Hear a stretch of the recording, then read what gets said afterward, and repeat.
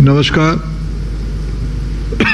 Visitors conference की उद्घाटन समारोह की मुख्य अतिथि भारत की परम आदरणीय राष्ट्रपति महोदया श्रीमती द्रौपदी मुर्मू जी, प्रधानमंत्री कार्यालय में सलाहकार आदरणीय अमित खरे जी,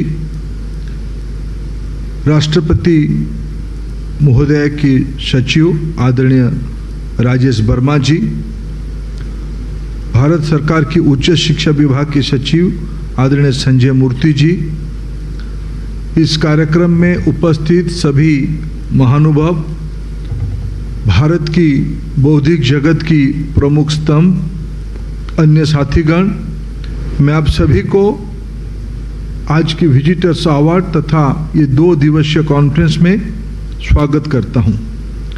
मैं सबसे पहले आभार प्रकट करता हूं भारत की परम आदरणीय राष्ट्रपति जी को।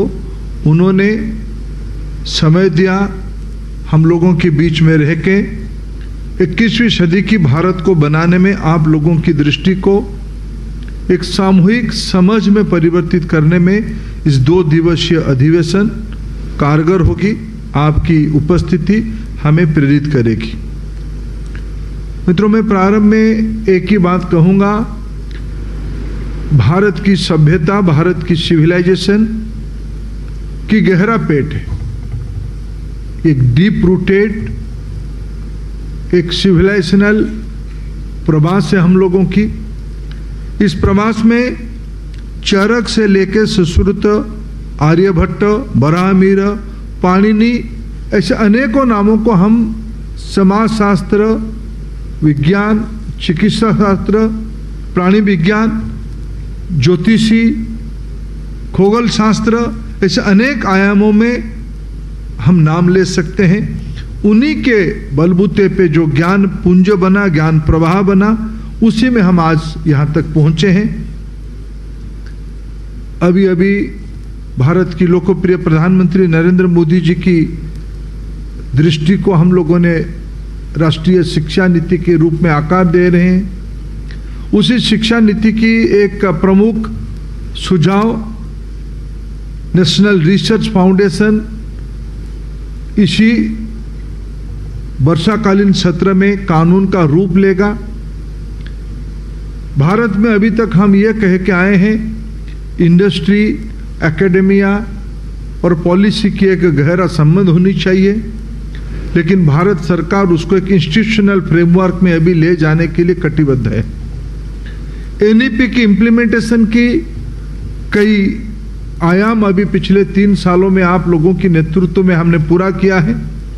29 जुलाई को राष्ट्रीय शिक्षा नीति की 3 साल की हम सेलिब्रेशन करेंगे, तब भी आपको बुलाया जाएगा, देश भर की शिक्षाविदों को बुलाया जाएगा। मित्रों, अगर मैं पिछले 3 सालों को थोड़ा कम समय में स्मरण करूं, भारत पहली बार आयु 3 की बच्चों को फॉर्मल एजुकेशन की हिस्सा बनाने जा रहा है। बाल वाटिका 1, 2, 3 और स्टैंडर्ड 1 और 2, कक्षा 1 और 2 की टीचिंग लर्निंग मटेरियल आज इसी शिक्षा सत्र से शुरू हो गई है। नेशनल कैरिकुलम फ्रेमवर्क, जिसमें आप में से कई महानुभाव उसकी मार्गदर्शक रहे हो, कैरिकुलम फ्रेमवर्क आज सार्वजनिक होने जा रहा है। 1-1.5 साल 2 साल के अंदर ये पूरा 12वीं तक किताबों में परिवर्तित हो जाएगी। उच्च शिक्षा एक नई ऊंचाई को छू रहा है।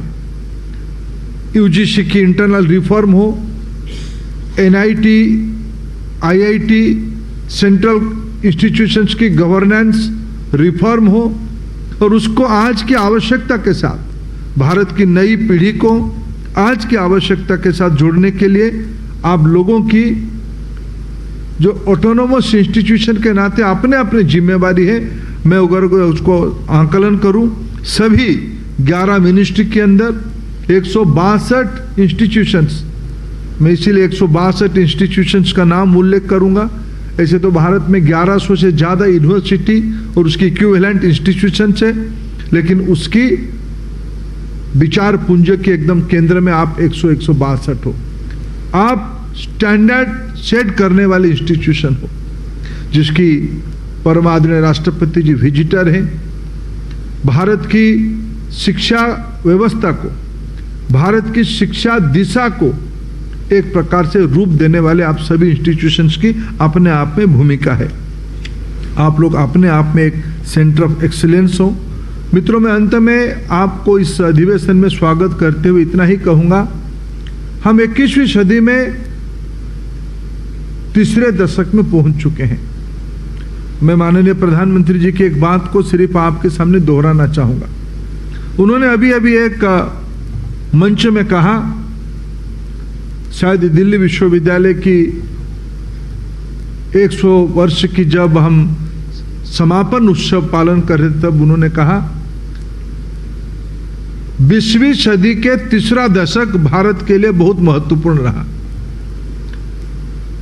यानी 1920 से 30 की प्रवास अपने आप में भारत को एक नई दिशा तक ले गए। उसी दशक की अनेक निर्णय पिछले 100 साल को प्रभावित किया है। आजादी उसके उपरांत मिला, भारत की संविधान बनी, भारत में आप जैसे महानुभावों के द्वारा चलने वाले इंस्टीट्यूशंस बने।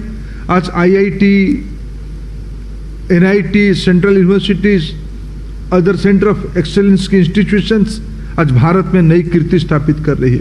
अभी तो भारत की इंस्टीट्यूशंस बाहर जाने लगे हैं। अभी अभी कैबिनेट ने मंजूरी दी, प्रधानमंत्री जी ने मंजूरी दी, IIT अफ्रीका देशों में जाएगा। IIT अबू धाबी पहुंच रही है। मित्रों, धीरे धीरे ये मांग विश्व के अनेक इलाका से भी आने लगा है। केवल IIT की नहीं, यूनिवर्सिटी की भी आने लगा है, NITs की भी आने लगा है। ये प्रवाह सचमुच में वैश्विक होगा। वैसे ही प्रधानमंत्री जी ने याद किया कि 21वीं सदी के तीसरे दशक यानी 2020 जिस साल NEP लागू हुआ और हम 2023 में हैं और आज परम आदरणीय राष्ट्रपति जी हमको संबोधित करेंगे 21वीं सदी के हम लोगों की दृष्टि के बारे में। आप सिर्फ एक इंस्टीट्यूशंस की हेड नहीं हो, आप सिर्फ कुछ चंद हजार बच्चों की मार्गदर्शक नहीं हो। भारत में नई पीढ़ी की अगर मैं 3 से 23 साल की आयु वर्गों को इकट्ठा करूं या 35 तक हम जो यूथफुलनेस को अगर हम इकट्ठा करें, भारत की आबादी की 65% है। उस 65% पॉपुलेशन की आप टर्च बियरर हो, यानी आपकी इंस्टीट्यूशन उसको लाइट दिखाएगा। ये जिम्मेवारी आप सभी लोग समझते हो। फिर जब हम लोग 5 लोग मिलकर एक टीम के नाते बैठते हैं, ये जिम्मेवारी और प्रज्वलित हो जाती है। ये 2 दिवस की जिस 5 प्रकार की विषय आज तय किया गया है, जिसके बारे में दोनों सचिव महोदय ने उल्लेख किया, और अंत में मैं कहूं आने वाले 25 साल हम सभी के लिए अत्यंत महत्वपूर्ण है। 21वीं सदी के तीसरे दशक से शुरू में हम लोग इकट्ठा है। आने वाले 25-30 साल के साथ भारत विश्व गुरु बनना तय है।